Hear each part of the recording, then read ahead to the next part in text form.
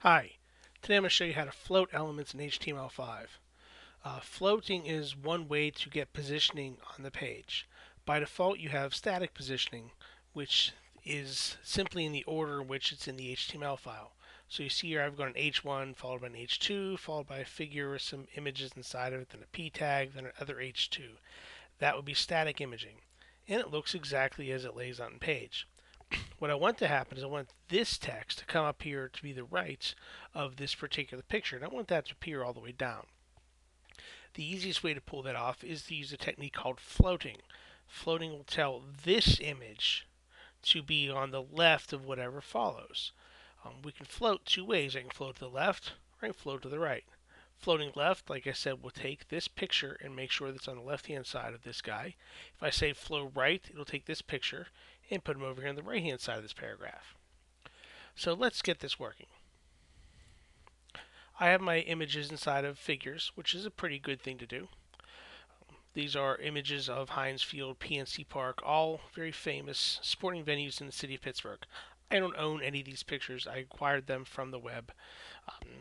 But they're pretty famous landmarks, so I don't think they're going to sue me today. So I'm going to create my embedded style sheet, and this of course will work in an external style sheet. I'm going to create a figure tag, I'm going to float, and I've got left, inherit, none, or right. Inherit, of course, brings down from any parent element that's floated. Left is put at the left of what's after it.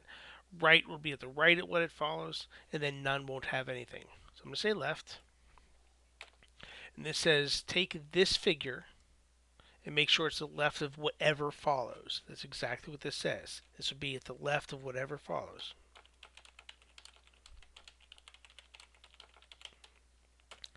That's going to become really important here in a second. I save, I refresh. Whoa, it's a hot mess. This guy is to the left of Heinz Field, but so is this header, so is this picture, and so is this paragraph, and so is this picture. And eventually, it just gets to the point where it just gives up and comes back. I need to fix that so that Heinz Field and PNC Park become separate entities the way that they were. And what I need to do is tell the browser when to stop floating. I'm going to stop floating after each one of these H2s. Okay, so to do so, I'm going to go back up to here. I'm going to add in a new CSS entry. It's called clear. Clear gives you the same options you had before for floating, except it adds on both. Clear left will clear on any left floating. Clear right will clear any right floating. Clear both is if you're not sure, pick that.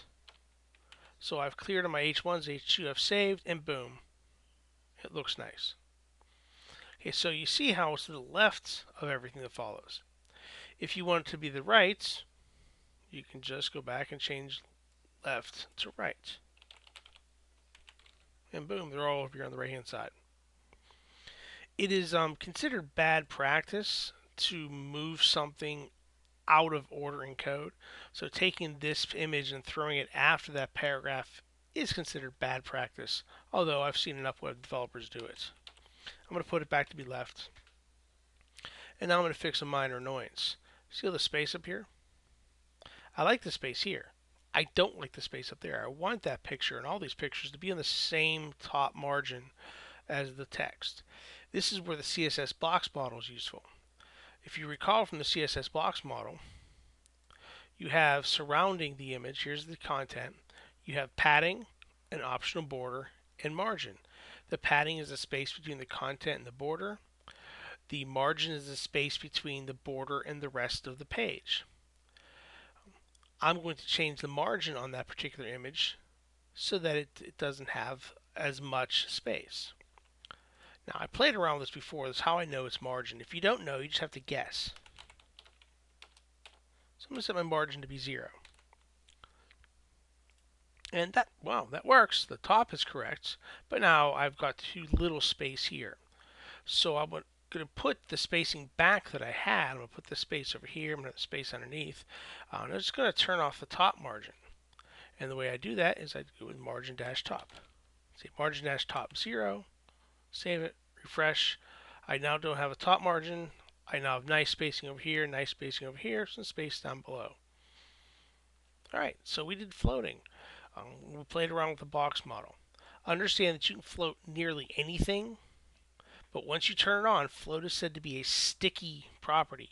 It turns on and it never turns off. To turn off floating, clear whatever element you wish to turn it off.